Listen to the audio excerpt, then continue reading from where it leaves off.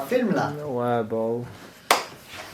Putain. Yo l'équipe, j'espère que vous allez bien. Moi, ça va super comme d'hab. Donc les gars, aujourd'hui on se retrouve pour une toute nouvelle vidéo. Donc les gars, dans cette vidéo, on va parler de quoi? On va parler de différents sujets tels que le dépassement de soi, la psychologie, la récompense, la satisfaction personnelle, mais surtout la motivation qui va de part avec le dépassement de soi. Donc les gars, alors pour commencer, donc déjà, comme vous le savez tous, moi je suis athlète en street workout. J'ai déjà été confronté plusieurs fois à cette problématique, donc qui est la satisfaction personnelle et le dépassement de soi, parce que des fois je ne me mettais pas assez de challenge par exemple, ou alors des fois j'étais pas assez satisfait de ce que je faisais, alors que à ce moment-là c'était déjà très bien. Il faut savoir être content de ce qu'on fait. C'est très important parce que si vous en voulez toujours plus, certes c'est une bonne chose, mais si vous n'avez jamais de satisfaction, vous ne nourrissez pas du tout votre motivation. Alors que celle-ci a réellement besoin d'être entretenue tous les jours les gars. Si vous n'entretenez pas vos passions, votre motivation, votre détermination un petit peu tous les jours, à un moment donné vous allez tomber dans la fainéantise. Et ça à mon avis on l'a déjà tous connu plus d'une fois. Moi par exemple des fois je suis là, ça m'est déjà arrivé, on va dire la semaine passée, je suis là, j'ai fait un gros entraînement, ça a été du lourd, vraiment j'ai fait des belles perfs, donc je suis super satisfait de tout ça. La semaine d'après, je refais par exemple le même type de séance et malheureusement il se passe quoi? Je fais même pas un quart des trucs que je fais d'habitude. Donc déjà là, mentalement ça crée une légère frustration. Du coup, déjà là c'est un petit peu problématique. Souvent quand on est frustré, on a tendance à remettre les choses en question, à se dire ouais, est-ce que je suis capable, est-ce que je vais y arriver, est-ce que tchic, est-ce que tchac. C'est un petit peu le côté sombre de quand on attend beaucoup de quelque chose. En l'occurrence, moi ce que j'attendais beaucoup, c'était de voir mes performances augmenter, mais sur un laps de temps très court, chose que voilà, je suis un humain normal, je suis quelqu'un de normal, comme vous, comme n'importe qui, donc c'est... Voilà, je peux pas faire ça et on va dire faire 10 presses avec 10 push-ups. Voilà, c'est pas comme ça que ça se fait. Et un de mes principaux torts et défauts que j'ai fait durant mon parcours en tant qu'athlète, c'est vraiment de me mettre des objectifs vraiment sur le court terme, mais qui sont pas réalisables. Donc c'est-à-dire que je me mettais des objectifs vraiment sur le court terme, c'était pas réalisable. C'était plus des objectifs que je devais mettre sur le long terme. Du coup, je me suis remis en question, j'ai un petit peu pensé à la future manière dont je vais travailler. Je me suis demandé quelle est la bonne méthode selon moi et comment je vais pouvoir justement corriger toutes ces petites erreurs que j'ai pu mettre dans mes différentes routines. Donc ce que j'ai fait, c'est que je me suis mis plusieurs challenges à court terme, donc tels que faire, je sais pas moi, on va dire hold 10 secondes une full planche, ensuite me prendre mon repos, ensuite enchaîner avec 5 full planche push-up, ensuite on enchaîne avec 5 presses, ensuite je diminue par exemple et j'enchaîne les 3 en même temps. Voilà, ça c'est l'objectif. Enchaîner les 3 en même temps, ça c'est sur on va dire quelques jours de différence, etc. Pour vraiment m'habituer au travail de volume, etc. Donc ça c'est la routine sur le court terme. Et on va dire la routine sur le long terme, c'est par exemple arriver au niveau où moi je veux, c'est-à-dire arriver aux compétitions, avoir tous les skills que je souhaite avoir depuis longtemps, même s'il faut travailler très longtemps. Voilà, maintenant je sais que on ne peut pas avoir tout d'un coup comme ça, il faut savoir être patient, il faut savoir être reconnaissant de l'effort qu'on fournit au quotidien, parce que c'est en fournissant justement cet effort en continu qu'on va pouvoir justement atteindre nos objectifs, atteindre nos rêves aussi, parce que pour moi c'est un rêve qui j'espère un jour les gars deviendra réalité et qu'on pourra partager ensemble. Et voilà, j'ai déjà remarqué par exemple des potes à moi surtout qui me disaient ouais, j'ai pas la motivation de faire ci, j'ai pas la motivation de faire ça. Souvent quand on dit qu'on n'a pas la motivation, c'est que automatiquement il y a quelque chose qui ne nous donne pas spécialement envie, ou alors qui nous rend un petit peu fainéant.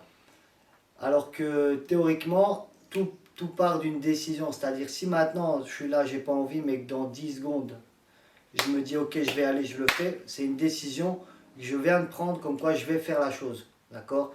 Et en fait, cette petite décision va vous permettre de réellement pouvoir avancer dans la vie, de tous les jours et même dans vos passions, comme dans le travail, comme dans 36 millions de trucs possibles. Si dans ta tête tu sais que tu vas pas le faire et que tu n'essayes même pas de te motiver, etc., tu ne le feras jamais. Tandis que si tu te sors les doigts du et ben automatiquement tu te dis je vais le faire, et ben je vais le faire. D'accord? Si tu prends cette décision, déjà tu avances. Donc si tu avances, tu évolues. Et ça, c'est quelque chose qui est très important de savoir, c'est que parfois il ne faut pas attendre beaucoup. Attendre un petit peu, mais sur le court terme, et puis attendre beaucoup, mais sur le long terme. Comme ça, vous avez différents étages de satisfaction. Et tout le long de votre parcours, vous allez réussir à garder cette motivation et cette détermination que vous aviez au tout début. Et voilà. Sinon, comme conseil que je peux éventuellement vous donner, c'est vraiment vous donner des petits challenges au quotidien. C'est-à-dire, voilà, je vais faire les courses, même si c'est, on va dire, c'est pas spécialement loin, etc. Ben, pas prendre la voiture justement et aller à pied, à vélo. Si vous habitez dans un immeuble, au lieu de prendre l'ascenseur, monter les étages, au lieu de regarder une série pendant 3 heures un samedi, ben, justement aller marcher, aller se balader. Faites quelque chose qui occupe vos journées déjà. Mettez-vous des petits challenges, même si c'est un tout petit, c'est déjà ça. Essayez vraiment de trouver ce qui vous fait du bien au quotidien et ce qui vous permet aussi de vous rendre heureux et ce qui vous fait réellement du bien. C'est, je pense, un des plus grands cadeaux que vous puissiez vous faire. Moi, par exemple, mon plus beau cadeau, c'est de pouvoir m'entraîner tous les jours sans blessure. Une fois que j'ai une blessure, bah, ça crée un réel problème chez moi parce que quand je ne m'entraîne pas, bah, j'arrive pas à me sentir bien spécialement parce que j'ai besoin de ça. J'ai besoin de me challenger au quotidien, de vouloir être meilleur un peu plus chaque jour pour moi. Parce que j'ai des objectifs, j'ai des rêves et que je donnerai tout pour les réaliser. Et que quoi qu'il arrive, même si des fois le mental n'est pas là, l'envie de l'entraînement n'est pas là, les blessures sont là, mais j'ai toujours trouvé une solution pour justement pouvoir le faire. Ou alors rattraper le retard que j'ai eu par avant et justement travailler 2 fois plus dur. Certes, dans la vie, il n'y a rien qui fait que monter. Donc on fera toujours monter, descendre. Mais si vous remarquez bien, la ligne du milieu qui est juste ici, elle est toujours la même. Et au final, on avance toujours sur cette ligne-là. Parce que c'est dans les montées qu'on prend du plaisir. Quand on descend, qu'on connaît les galères. Et quand on remonte, on en ressort à chaque fois plus fort. Et au final, c'est ça qui fait la personne qu'on est aujourd'hui, que tu es, que je suis, que chaque personne est. C'est ça qui nous rend aussi tous différents parce qu'on a tous un vécu différent, pardon. Et justement, c'est ce qui nous permet d'avancer différemment. Et quelque part, je pense aussi qu'on a tous un potentiel caché en nous, mais qu'on doit découvrir. Et je pense que c'est un des challenges les plus grands qu'on a aussi sur cette terre, c'est de pouvoir réellement trouver là où est notre potentiel. C'est comme on dit des fois, ouais, t'as X ans, etc., t'es toujours en secondaire, ouais, t'as recommencé je sais pas combien de fois ta première universitaire, oh, mais tu changes souvent de matière, tu changes souvent de classe, tout ça.